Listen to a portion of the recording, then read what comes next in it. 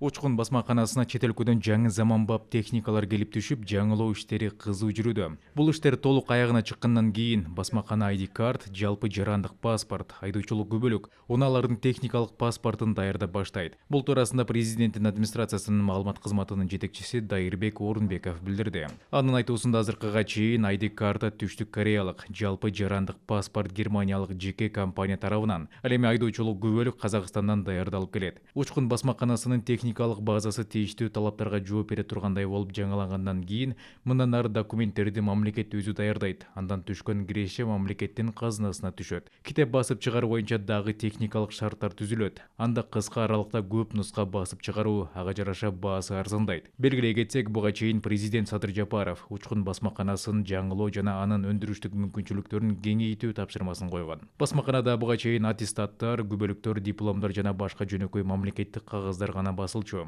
Көп нускалуу китептерди басып чыгаруу мүмкүнчүлүгү дагы аз болгон. Буга байланыштуу окуу куралдары жеке компаниялар тарабынан даярдалып келет.